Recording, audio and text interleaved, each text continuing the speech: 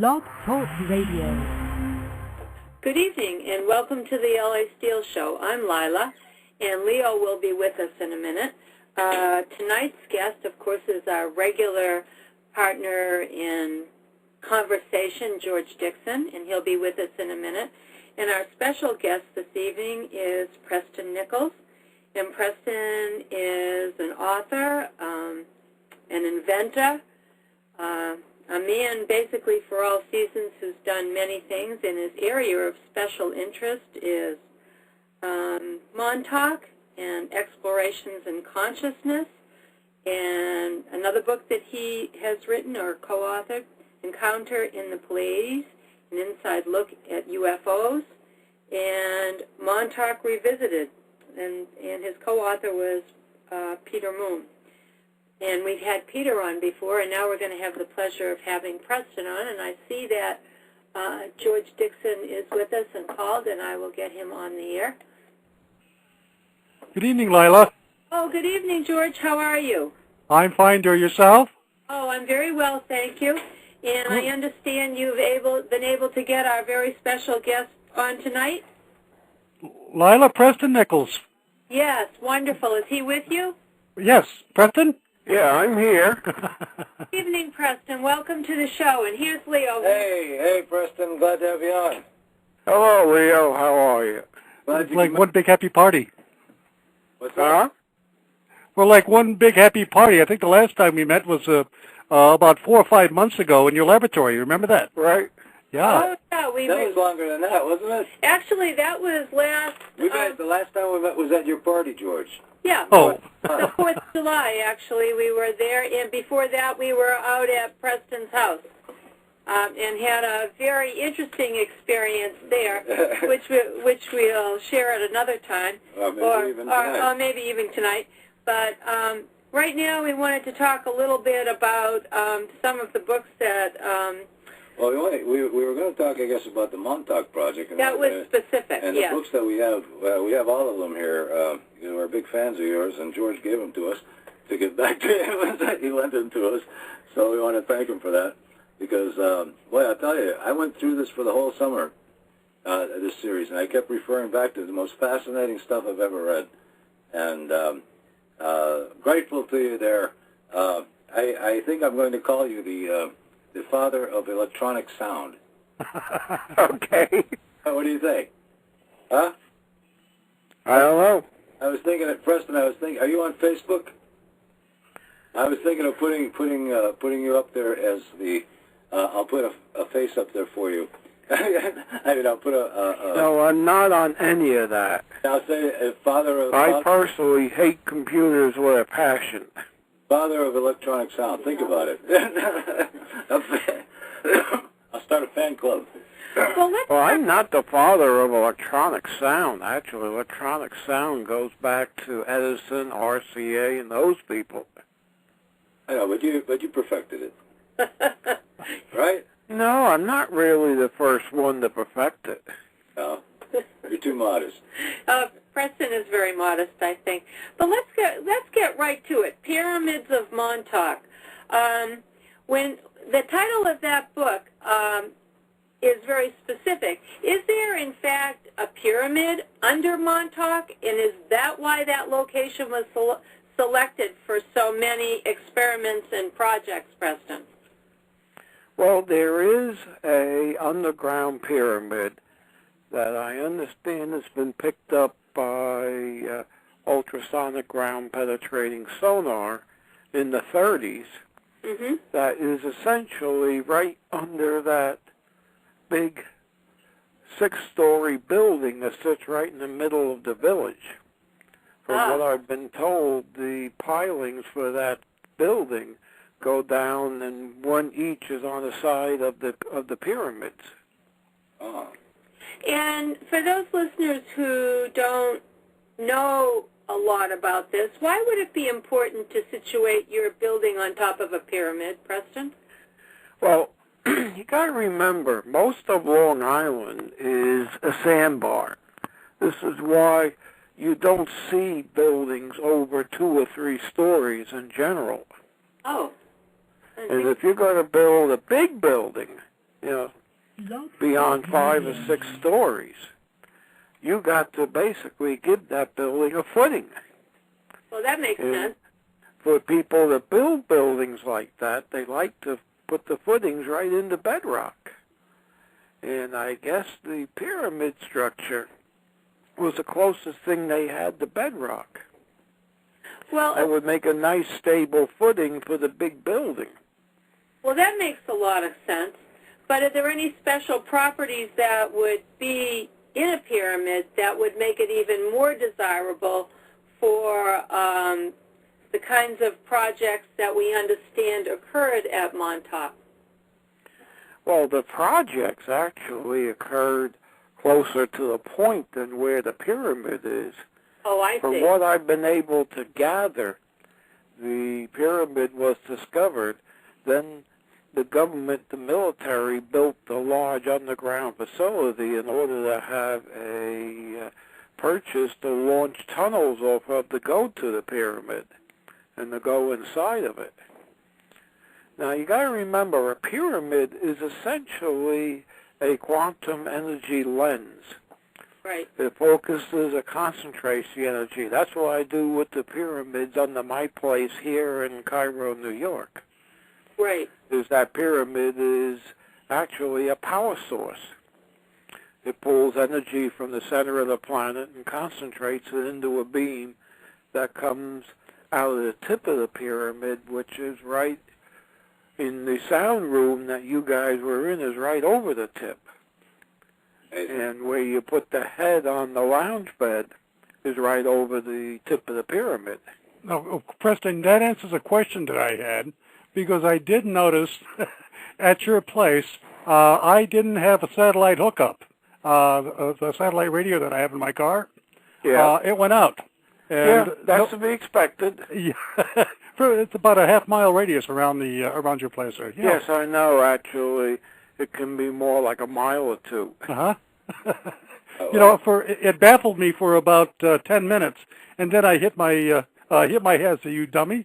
I didn't think about it, but that was the reason why the signal went out. Mm-hmm. Yeah, the energy is. See, this whole valley, going from the Green Mountains in Massachusetts and Vermont, over the Hudson, the Hudson River, up towards Wyndham. Wyndham Mountain, this whole valley, as far as the Native Americans go, is known as the Valley of the Pyramids. And from what the legend has is hundreds, maybe thousands of pyramids in this valley. Really? Wow. Were those wouldn't surprise the me. reason you have Sleepy Hollow, Rip Van Winkle, all of that. This is a very magical area. It's also noted for UFO activity down the Hudson, to other parts. And Yes. I think Phil Ambrogno, he wrote about it years ago. Well, he was writing about that big wedge-shaped ship that was coming out of the old Rome ADC, the old Rome Air Force Base. Mm-hmm. And I got news for the people. That's ours. What's that? Explain to you what you mean by ours, Preston. We built it. Okay. We built what? That's We built- ours. What did we build? The hired Rome Air Force Base. Excuse me. What did we build? But for that type of activity, last night I was looking at what's known as rods on my infrared video camera that I use for security here. Mm-hmm. Yeah. And that's some sort of paranormal activity. Well, it wouldn't surprise me. It would surprise me. Like you said, for years, it's been noted to be different. Sleepy Hollow and so forth. Right. But there's a lot of sacred sites that go down the Montauk or the Hudson Valley area. Oh, yeah, this is not the only site. Mm-hmm. It may be one of the more powerful ones, but it's not the only site. Well, is that because if there are UFOs that frequent that area, is it because they derive energy from these pyramidal points? That's possible. We don't know for sure. Kind of like a gas station, Yeah, like they fill up or they recharge their battery. Well, some people do believe that there are underground caverns here in the Catskills, and Iron Mountain, I believe, has entrances here, which is used for storing information. Oh, yeah. And other things. Yeah. But there has been quite a bit of UFO activity where people have actually seen ships go into the ground. Mm-hmm. And, I do believe there is underground caverns there that do lead to the yes, there is. Mm-hmm. And, it's part of the geomagnetic field that runs down this valley that, gives the ability to, travel with some of these different energy systems. Now, you just happened to mention that ships go into the ground, and you said, and other things. What would be those other things? Trucks with supplies. Trucks with supplies, critters, people. Okay. There's a whole slew of mysticism and stories, that people have read into, including mass mutilation of animals, tractor-trailer cars of animals going into these places and coming out empty, and used for experimentations. But, these are just part of the rumors and the stories, that connect to this mysterious place. But not when you get a magical area, like the Windham Valley, you get all sorts of rumors and stories and legends. The legends here abound. Now, has anybody actually tried to document these legends and stories? The caves have been pretty much documented. The Catskills are full of caves. Yeah, I've actually been in some where they have, stalactites and stalagmites and all kinds of things, and those are open to the public. There was nothing mysterious about that. The one I wanted to ask you. Ever hear of Howell's Cavern? Yeah, that's where I've been. Yeah, that's up in Schoharie County. Yep. There's quite a few of them here in the area. Get back to the Indians for a minute, who said it was the Valley of the Pyramids? Right. Yes. Were their ancestors pyramids, or the builders of those pyramids, or how did they? Are they natural formations, maybe? Is it indigenous or what? In other words, were they not indigenous? We believe the pyramids were built about 100,000 years ago here. That's a long time. Yeah. We have soft evidence, which is psychic reads and stuff like that, and hard evidence. The only hard evidence we have is that the underground pyramids exist. Soft evidence, of course, abound, and the commonality between the different psychics that read this stuff seem to be about 100,000 years ago. It was built by somebody that was here. Would you have any guess to who that might be? No, we don't. No. Okay. And I just wanted to ask you, because it was important to Thomas Jefferson. All right. He was recorded. This was in Peter Moon's book. I think it was in. I don't know if it was Transylvania Sunrise or one of the someone. But one of the books, he states that he had, trying to remember now, that Thomas Jefferson was involved with the Masons, and of course they wanted he wrote down, he was the first guy to ever write down the Montauk language, all right? The Montauk language. Montauk language. The Indian language. And he wanted, and there was something very special, or very important for him to do that for, and bring it. And what he did, I guess, he brought it back to the lodge, and they tried to figure out what the secret was to the pyramids through that language, I guess. But my question is that what do you know what it was that that they were trying to get from the Montauks? What was he looking for? Yeah, the key. It sounds like they were looking for the key to... Well, you got to remember, the Montauk, the family name is Pharaoh. That's right, the Pharaoh. And the Montauk, they said that. And it does tie back to Egypt and Atlantis. Right, right. And we're told that the language was known as Vril, V-R-I-L, which is believed to be the language of the ancient Atlanteans. Mm-hmm. Ah, okay. Okay. Now, are there descendants of those Montauk Indians today? Mm-hmm. Yep. Now, is their blood type unique? I don't know. I never went into that myself. Okay. Because of the blue blood. Because of the blue blood. The Rh negative factor, that would be Martian basicly, or alien.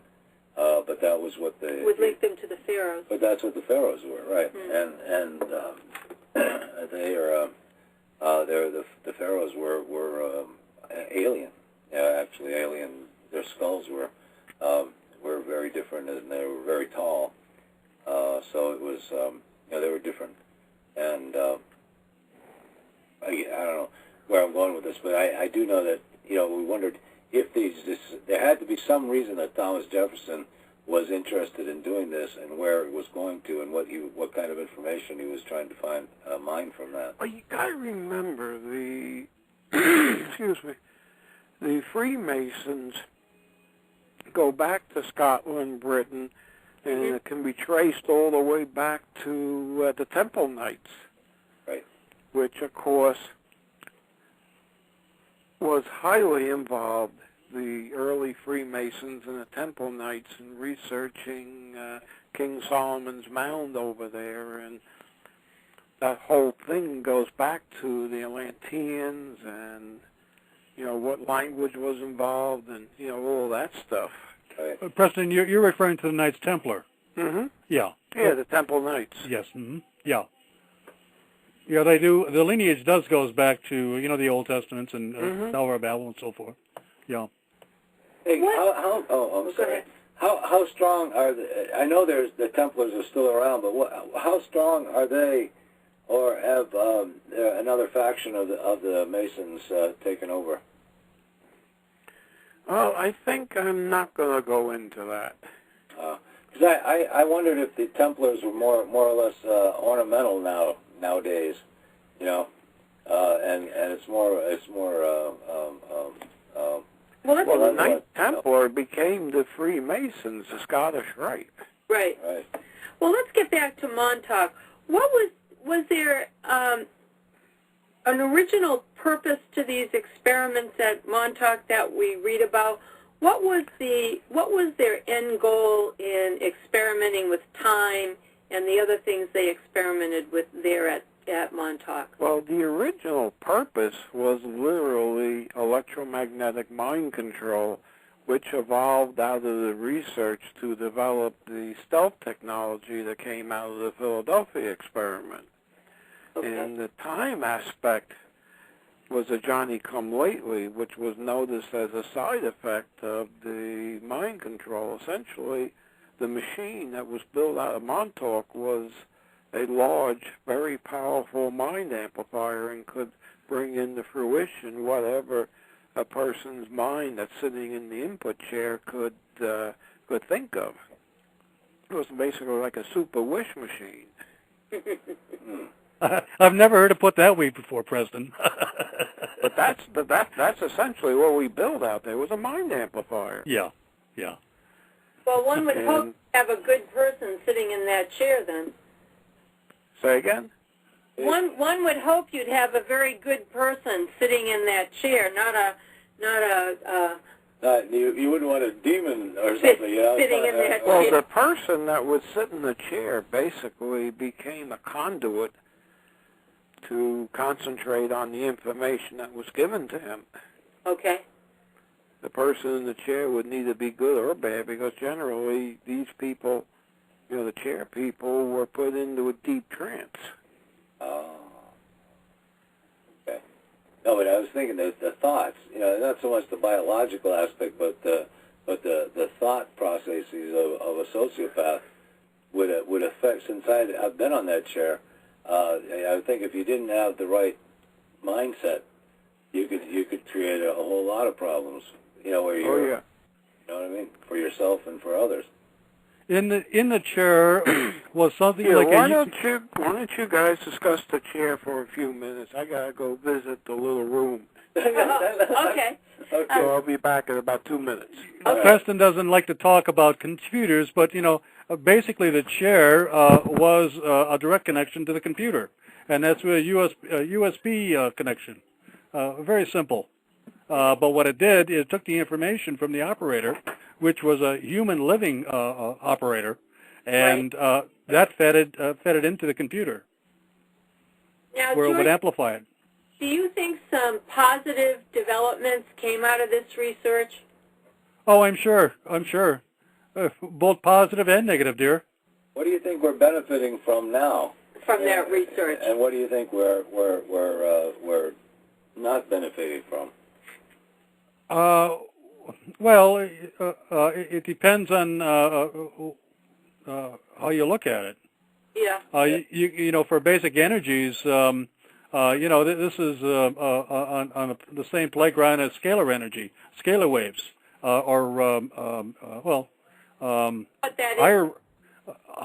higher forms of energy. Oh, okay. Oh, okay. And the ELF, extremely low frequency. Preston could talk more about that. This is his field.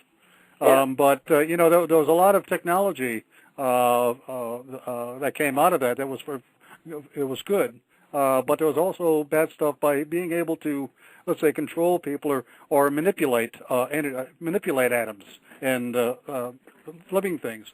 Right. I felt that. But I have to admit, I had a extremely incredible time, and I know Lila did too. The visions that we had as we sat there, or as we laid in that under that with the sound and everything. We were into some other place. I'll tell you. Mm-hmm. I had Indian drums. I had an Indian. Well, that's different from the chair they developed at Montauk. No, it's the same. No, it was. Hello, I'm back. Now, was that the same or different, George? Preston, the question is the chair, the table, that is connected to your sound system now. How is that related to, let's say, the chair at Montauk? It's the same basic function, Right. except the detecting mode is in the audio region, not in RF. The chair at Montauk used multiple HF receivers picking up the background noise out of the nervous system and then went to a computer for decoding. Mm-hmm. Well, I remember well that the speaker, this large speaker, was under your back, as you lay down there.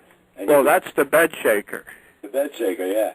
And See, for healing sound, you want to go all the way down, almost to DC. It almost like vibrated your body. It vibrated your spirit right out of your body. It was an out-of-body experience, actually, that I had, and it was. It could be. Remarkable. If nothing else, it awakened that energy. That energy in me, yeah. In you, yeah. I know Lila had a tremendous vision as well. Did you tell him what it was? Yeah. The sunflower. Yeah, I had. We talked about that. Yeah. Yeah. You told Preston, right? Yeah. Yeah, remember that? Yeah. Lila became a sunflower, and she kept multiplying and multiplying and multiplying to bigger and bigger and bigger sunflower as she just a spectacular sunflower, or field of sunflowers, right? Yeah, I think that's what it was. And I'd have to think a little more about it. And my vision was that I was soaring over. I was in a forest because I was playing this Indian music, and I was in a forest, and I could feel I felt like I was a bird. I felt like I was an eagle or some sort, and I was just looking out at a lake on a branch, and I could see forest on both sides. And and then all of a sudden, as the music increased toward maybe 3 or 4 minutes, as the music surged, I could feel myself taking off as a bird, huge bird encompassing the entire sky over this lake and mountain, and it was just, I felt, I don't know, a remarkable sense it was a great experience to have. But I was wondering, Preston, what were the positive things that you think came out of these Montauk experiments? I guess basically knowledge and the connection to the Christ legend that there appears to be. Can you explain that? What we believe is that the Montauk Project is like a key project in a whole series going back 3 million years and ahead 6,000 years, and that it made up one super project that literally created this artificial reality we're living in. That's a mouthful. Yeah. Oh. Duncan Cameron, who was the main chairperson, has recollections of going to 6037, jumping on that horse that was in the dead city, you know, that marble horse on that pedestal full of technology, and literally being transported back to 3.6 million BC, very similar to the Arthur Clarke concept of the, that Time machine? No, that, that rectangular thing that they featured in 2001 Space Odyssey, which was from the future back to the past and programming and conditioning the early ape man and doing modifications of the early ape man. The monolith I was trying to think of. Monolith, yeah. Mm-hmm. Now, Preston, you said that created an artificial reality for us. Yes. So I personally believe that this project, this overall project, is what the Bible refers to original sin, the sin of knowledge. Oh. Now that's interesting thought, Preston. Yeah, so we can see the connection. Now, if that's the case, this machine that you had created, I know, transported you to multi-dimensional realities. Is that true? Or parallel realities? You're talking about the project machine or the sound equipment? The sound machine, yeah. Yeah, you got to realize there's more than just sound involved there. Yeah. You know, I'm dealing there with vacuum tubes, right. And essentially I've optimized it to the point where the vacuum tubes generate what we call a quantum singularity, and you get quantum fields, a quantum matrix generated in the room, which your mind can directly interface with. And that sound equipment is also a mind-amplifying device as well. You know, if I can step in for a second here. And Preston, I'm going back to 1989 at the Grossman Conference in New York, where I believe the Philadelphia experiment was released. But you introduced your sound system. And let me explain what this sound system did. It was a sound system using CDs, and what I would do is that I would listen to it, and I would be able to pick up the emotional feelings of the author, whoever was singing that. Oh yeah. What his system did is that it picked up the energetics of the recording, and you heard not only the music, but you felt what he was feeling. Now, my experience was I was listening to Glenn Campbell, I believe, and Wichita Lineman, or one of the songs, but automatically I went off in Never Neverland in a sense where I seen him fighting with his wife, and I seen a lot of bad things around him. I mean, he was in a bad state, emotional state. Yes, and this is true. And I didn't realize what I was experiencing I was listening to the music, but I was experiencing what he was feeling at the time of the recording. Yes, this is true. Yeah, so this is what the system did. Now, and of course, the modern-day system is much more developed. Well, it's developed more yet. Let me explain what I experienced with your new system now. Yeah. Now, I not only was able to tap into the sounds of the music that you were playing, but my body reacted. It's not just my thinking. My whole body reacted to the emotions of the music and of the everything that I was pulling from that, not only emotionally, but also by hearing it. Mm-hmm. So, you know, I have to say, touché, my friend. Your device is beautiful because it's actually a remarkable tool. It's just a remarkable instrument to elevate the consciousness to a level of you know, mind over matter. Yeah, people come up here just for that, to elevate consciousness, develop their consciousness. That's it. You just do, and it's you don't see things in the same perspective afterwards. You're not as myopic, you know, mm-hmm. and you can stand back a ways, almost as though you're out of body, and you get a more of an overall perspective of what you should do next. You know what I mean? And mm-hmm. As opposed to being in it and being, you know, being in the world and frightened by everything and not knowing anything. This is beginning to sound like a commercial for my services. Well, Preston, you got to understand, you normally don't hear about things like this, but even people who put things like this together, you know, in a capitalistic society, you know, they would keep this hush-hush for as long as they could until they can, before they could stop making money with it. Anyway, go ahead. Now, my question, Preston, is, this may seem like a dumb one, but we've been talking about realities. What is reality? Reality is whatever you personally want to make it. Okay. You have that power. You just have to develop it. Yeah. And believe it. That's true. And your machine kind of gives you that that perspective. It gives you the I shouldn't say perspective, but it gives you the height of mind to be able to view things from a more vertical rather than a lateral or linear. Well, it allows you to see things in different parallel realities. Absolutely. And it allows you to connect your awareness, your physical consciousness, to your soul consciousness. That's right. No, that's absolutely right. And your soul consciousness exists on at least 11 parallel realities, including this one we're in.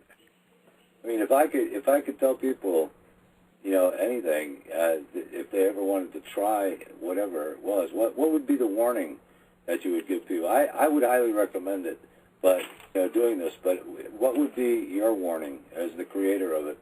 What would be your warning? Well, I can honestly say that nobody's had a bad experience. Oh, that's great. That's great. So I don't know what a warning would be. I guess a warning would be it can become addictive.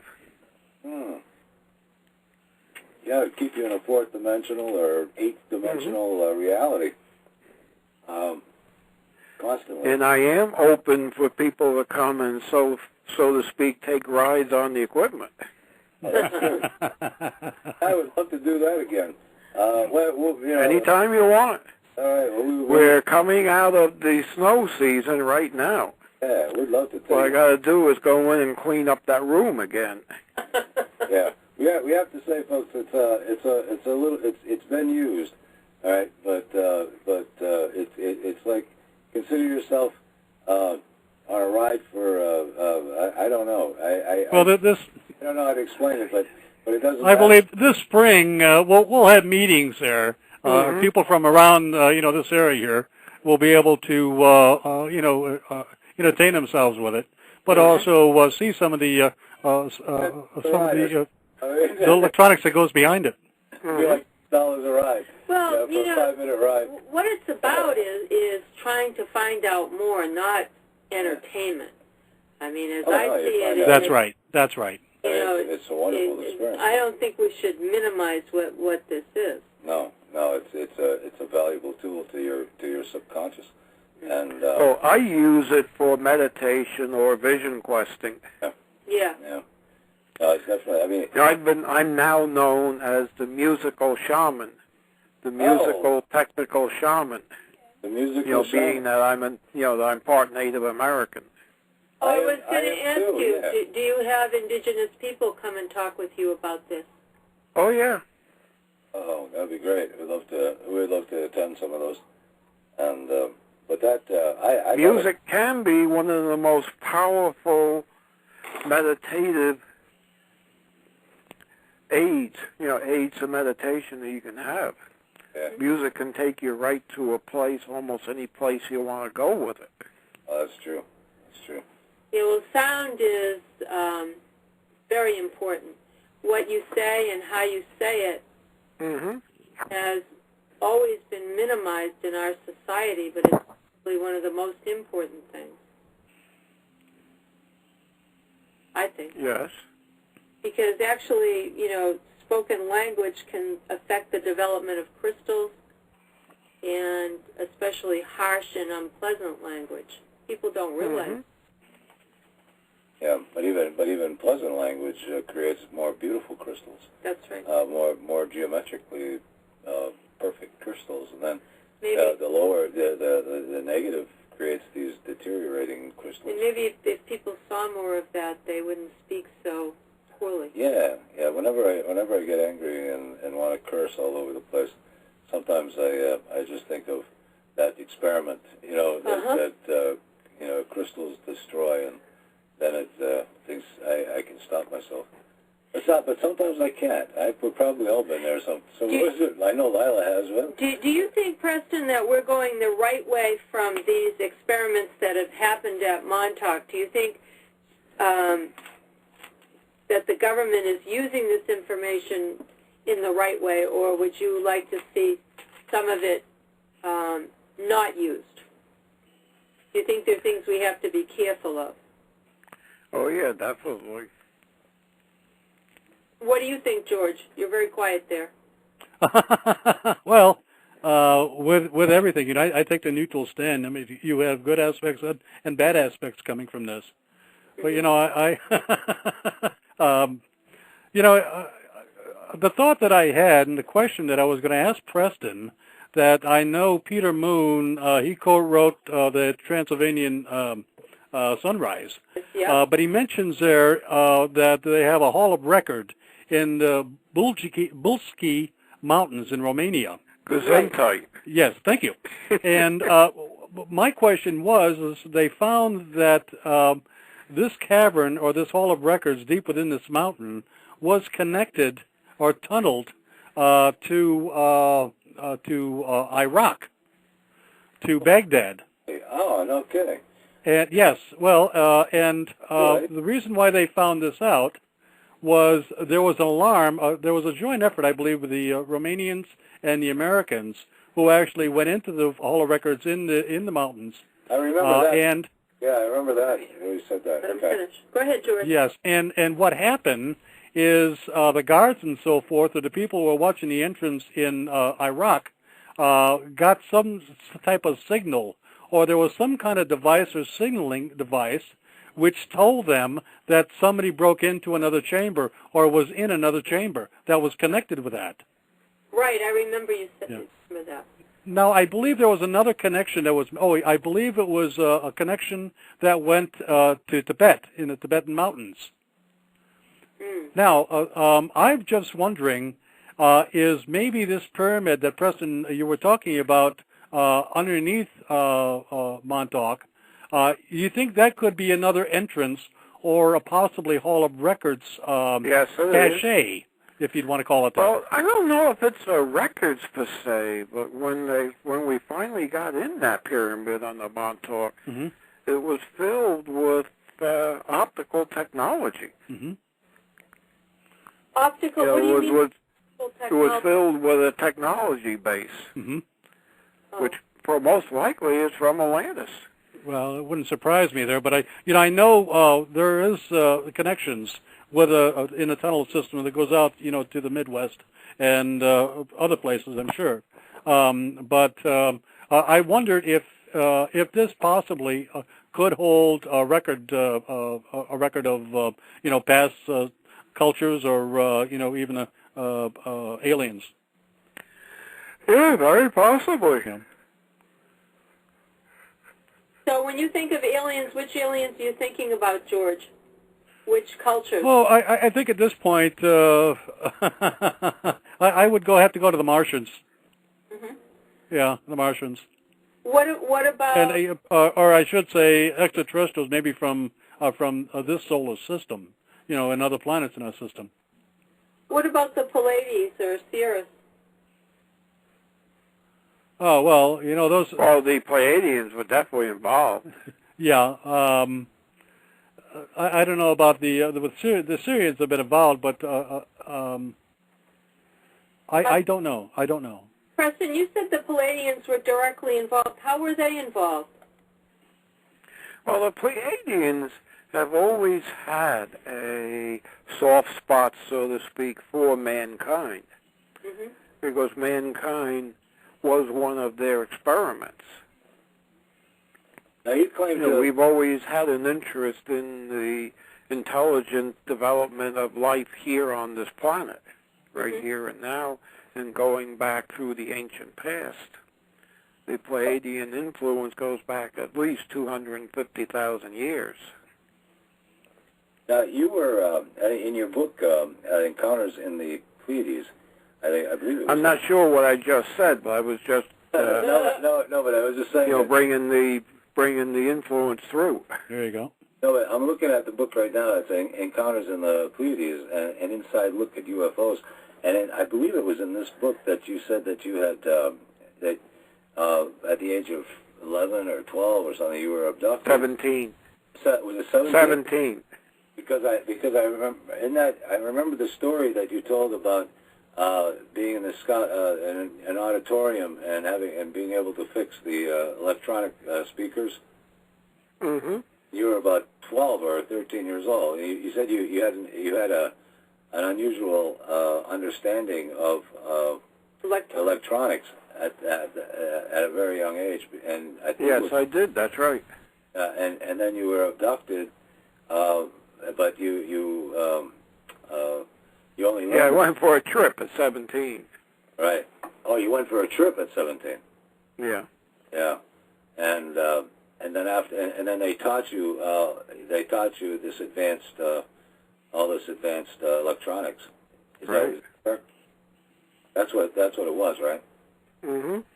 Yeah. And I recall that. I was so floored, Preston, by this stuff that I probably wanted to call you 100 times to ask you about this, but I said, no, I better read more. I wanted to read a little more because I just couldn't believe how much you have accomplished in this field of electronics and electromagnetics and all of the stuff and the sound, everything that you've done. Now, Preston, are you still traveling and taking trips?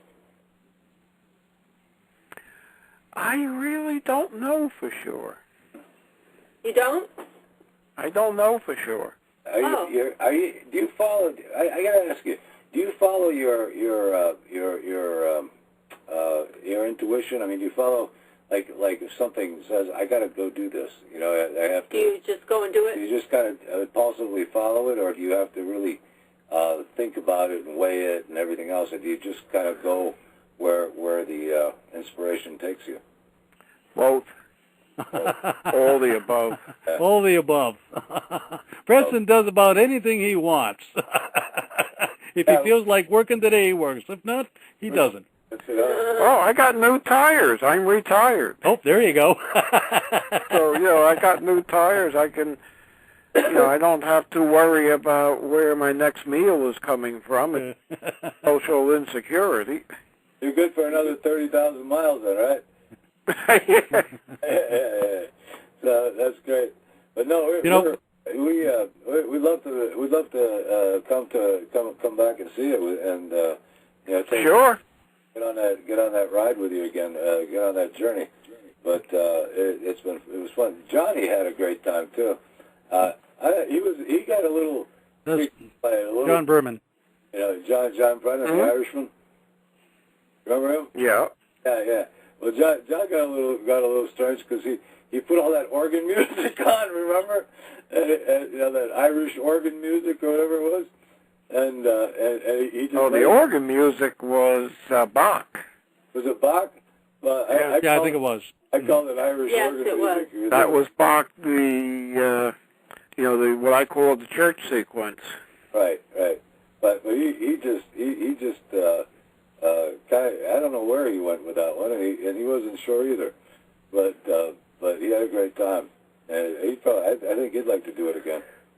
Sure. You know, if I can interject here, you know, most of the equipment that Preston has built is all vacuum tube amplifiers and so forth. He's not one for solid state. Preston, what is your reasons behind the electronics and why you like vacuum tubes instead of transistors? Vacuum tubes have what I call a quantum well. Under the right conditions, a vacuum tube, you can put enough voltage on them to where literally between the grids, local space is torn apart, and you get something like a miniature black hole. Now, this allows you to cross all the parallel realities. Although I do use transistors in the base. The base response is all transistor because you can't beat transistors for base response. But the mid-range and treble is all vacuum tubes, and the quantum activity is from the vacuum tubes, and the base is like a basic matrix that the quantum energy forms on in the room. Well, I see. Now, you explained that to us too before we got on, but of course it wasn't until afterwards that you realized what you had invented there was unique. There's something else going on besides noise. You know, being an empath, I know what Preston, what he's saying is true, because I can tell the difference between a vacuum tube receiver or a transistor receiver. And it was, I think through his equipment, I was able to signal it out where I have a response to it. And I can tell, it's pure, and it's much purer. That's about all I can say about it. But you got to remember, in the old days, everything was vacuum tubes, and the old radio operators, they would sit in their receiving station listening to background noise, and these guys swore that they would hear voices in the noise. Yeah. Wow. And that they could communicate and talk with the voices, and the voices would give them answers. Have you ever experienced that? Yes, I've heard voices in the noise of vacuum tube receivers. I have never heard it in a solid-state receiver. Is that what they call? That's what they call white noise, right? No. White noise is a function that has the same amount of energy at every frequency within the spectrum that you're specifying. So these Pink noise favors the low-frequency end. Oh, okay. So, Preston, the voices that you heard, did you talk with them? Yeah, I used to do that as a kid. Oh, and where were those? Who did those voices belong to? We don't know. You never It may be asked? an aspect of yourself that the equipment's allowing you to access. Oh, okay. Now, I recall, this might be something that you may not, you don't have to talk about it, but it's in your book, was how you discovered yourself through past life regressions when you were studying for psychiatry. Was it psychiatry or just psychology? I think Psychology. You went for a degree, another degree, and it was in your past life regressions that you discovered so much about these. The uniqueness of your history. Or history, yeah. You had a very unique spiritual history, yeah. Yeah. And could you I seem to go right back to Tchaikovsky. There you go. Well, that could explain my musical talent. Yeah. I used to say my instrument was a tape recorder. And it wasn't. I always had a talent to put together a rock performance. Yeah. Well, and of course, I learned classical music at my mother's feet because my mother was a musician, and she knew her classical music, and she taught me a lot about classical music. But you were now when you founded Buddha Records, it was you. Yeah, you put that together, and you produced the Doors and the Beatles and the Stones and yeah, that was working with Phil Spector. Right, and you created the specific sound that today is still. No, I didn't create the wall of sound. I helped Phil optimize it. Ah, okay. The original wall of sound, as with the Ronettes and the Crystals, the fidelity wasn't all that great on that stuff. There was a lot of distortion. Yeah, there was. But then we took the wall of sound for when the Righteous Brothers were making their recordings and optimized it to where there was virtually no distortion. And he used that. Of course, that was basically a copy of the same setup that was under that round building in Los Angeles that says Capitol Records on it. They have whole echo chambers down below it with speakers and microphones in it. That's probably where Phil got the idea. Yeah, I forgot that what you called your studios, Studio 1, Studio 2. What the name of that? I'd have to look it up in your book there. But you had a specific. It was called a specific name. It had for the studio. It was Bell Sound. Bell Sound. Okay, thank you. I forgot what it was. So yeah, Bell Sound. And now those are still standing today in some form or another, right? No, I think they're gone. Are they gone? But you like the master recorder we bought down on Canal Street is sitting on my porch right now. How about we actually used the Bell Sound to record the Moody Blues, Days of Future Past. That's sitting right on my front porch. That machine yet. But you know the one with the one you did with you designed the Abbey Road. I redesigned. Oh, you redesigned. And then you didn't put it up over there. You designed it and everything, so that it could be transported, and then it was put up over there. Is that correct? Mm-hmm. Yeah, I made a few trips just to get it all running well. Right. And so actually, the Abbey Road studio where that was my first experience with those weird faders that EMI had made. Yeah. But they actually brought that mix board over here for me to refurbish. Now, with that weird fader system they used. Now, how are we're talking about the Beatles now, but how are they? How did they receive? How did their music? I was trying to remember the albums that they did during that period, like Abbey Road, of course, but then Let It Be, I guess, was the one after that. Did they do one between there? Magical Mystery Tour, maybe? I can't remember. But I don't remember either. I don't remember. That's quite a while ago, guys. That's all ancient history. Long time ago. Yeah. That was all done on that sound system that you built, correct? Mm-hmm. A lot of it was done. A lot of it, right? Because I remember the uniqueness of the sound, the Abbey Road sound, especially with Harrison. My Sweet Lord song. Mm-hmm. There's something absolutely amazing about that particular song. And then oh God, that one I remember. But of course, Sgt. Pepper was done right in New York. No, Here Comes the Sun.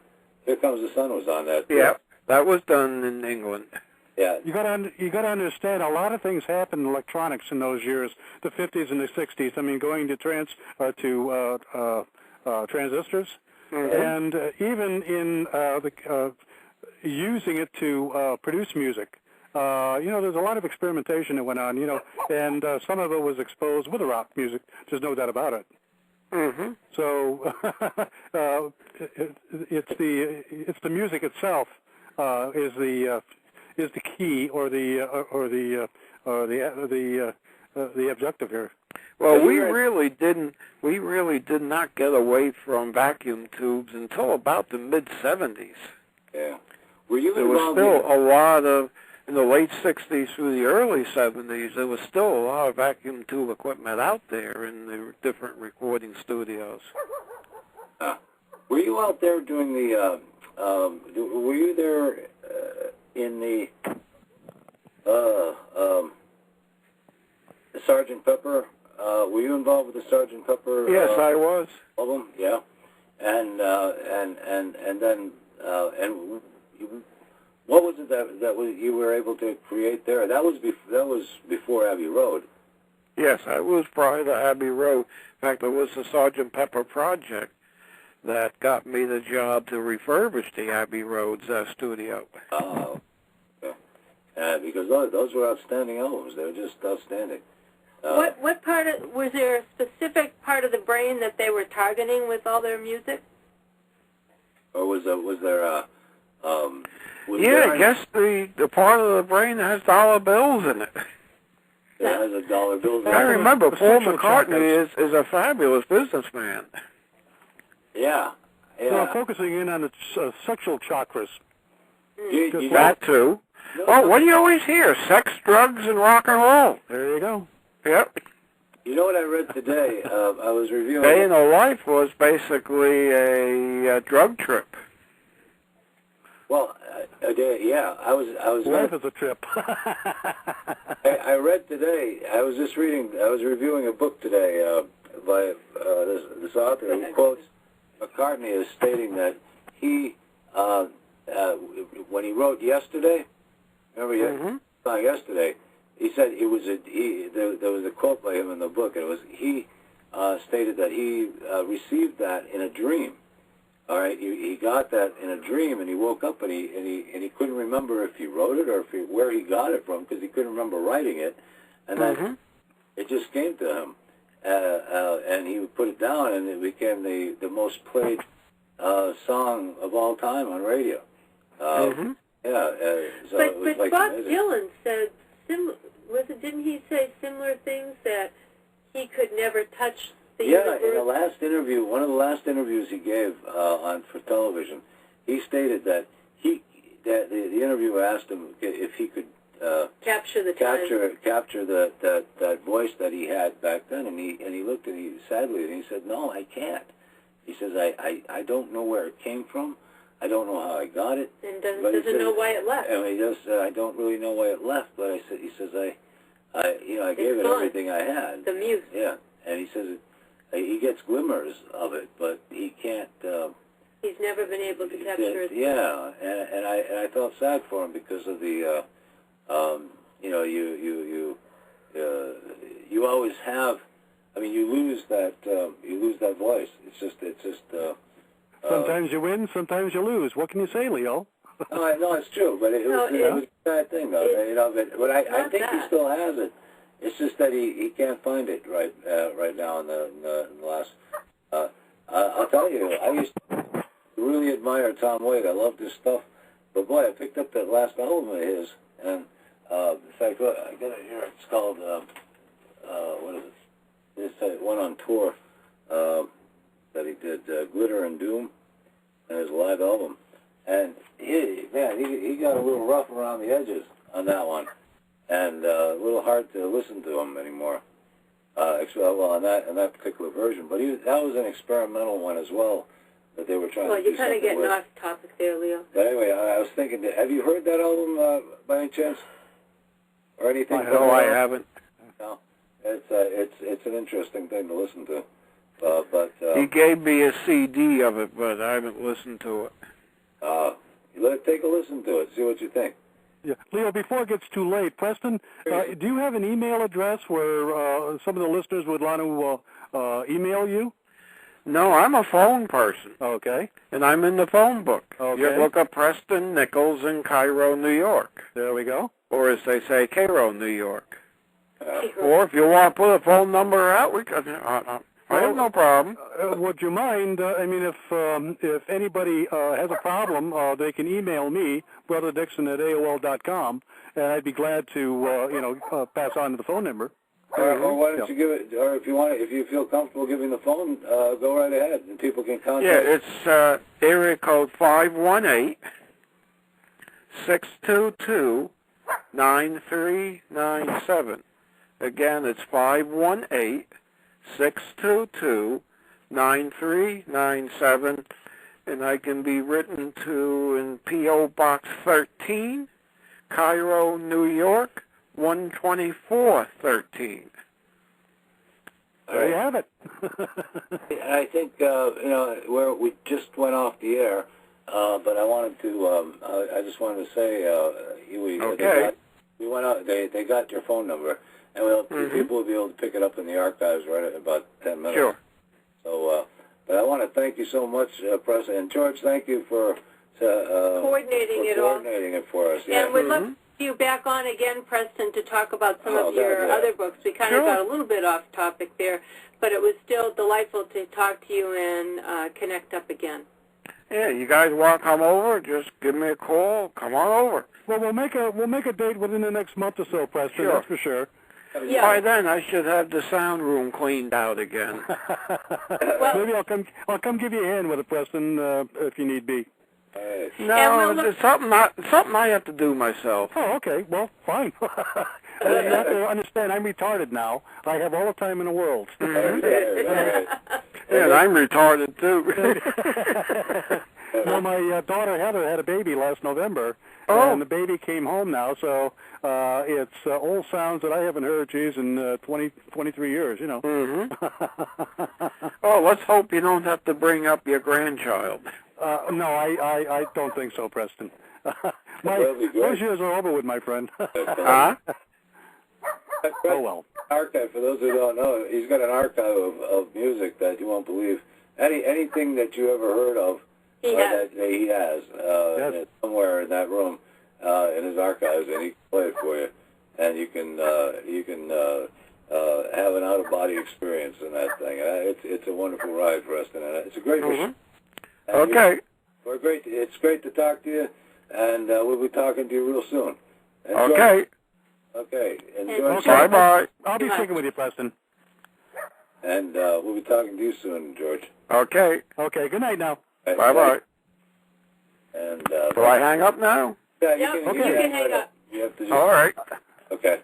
That was Preston Nichols and George Dixon talking to us about some out-of-body experiences about Montauk. It's almost impossible to. It took me the entire summer to understand the scope of what Preston has done in his work. Amazing. You go to highly recommend. Go to skybooks.com and there's the entire Montauk. You'll have to read series. it. There's so much to talk about that we only touched on. There's there's 5 or 6 books in the series, and they're all fascinating. And by Peter Moon and Preston Nichols. Preston Nichols, and so there's some other people as well. The latest one was written by a Romanian writer in conjunction with Peter Moon. It's fascinating book. Yeah. So we wish you the best, and we'll see you next week. And we thank you for joining us. And good night, folks. I hope you tell your friends about us. And good night.